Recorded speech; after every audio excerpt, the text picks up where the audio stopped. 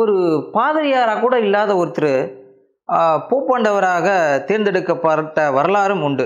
கிபி 1268ஆம் ஆண்டு நவம்பர் 29ஆம் தேதி அப்போது போப்பாண்டவராக இருந்த கிளெமெண்ட் அவர் இறந்த பிறகு அதிகமான நாட்கள் கழித்து தேர்ந்தெடுக்கப்பட்டது. அதாவது 1006 நாட்களுக்கு பிறகு ஒரு போப்பாண்டவர், இவ்வளோ கேப்பே கிடையாது. அப்போ தான் இந்த மாதிரி ஒரு தேர்தல் நடைபெற்றது. அப்படி தேர்ந்தெடுக்கப்பட்டவர் தான் 10ஆம் கிரிகோரி. 10ஆம் கிரிகோரி சாதாரணமாக ஒரு தேவாலயத்தில் ஒரு மூத்த அதிகாரியாக இருந்தவர். அவருடைய வரலாறு அதுதான், ஒரு மூத்த அதிகாரி. அவர் எப்படி போப்பாண்டவராக தேர்ந்தெடுக்கப்பட்டார் அப்படின்றத வரலாறாகவே இருந்தது. அப்போ தான் இந்த நவீன கான்க்ளேவ் அப்படிம்பாங்க.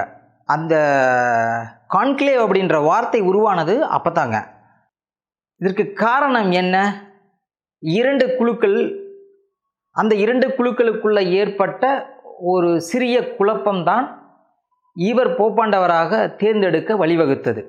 ஏன்னா இப்போ தான் நம்ம புதிய போப்பாண்டவரை தேர்ந்தெடுக்கிறதுக்கு எல்லாமே ஆயத்தமாயிட்டாங்க. மே மாதம் 7ஆம் தேதி இது தொடங்கிட்டாங்க. இந்த நிகழ்வு ஒரு 3 நாளுக்குள்ளே முடிக்கணும்னு சொல்லி டார்கெட் கொடுத்துருக்காங்க. இது ஏன் நடந்துச்சு, இது ஏன் இவ்வளோ ஷார்ட் பண்ணாங்க அப்படின்றதுக்கு ஒரு வரலாறு இருக்குது. அதுதான் 13ஆம் நூற்றாண்டு நடைபெற்ற ஒரு நிகழ்வு.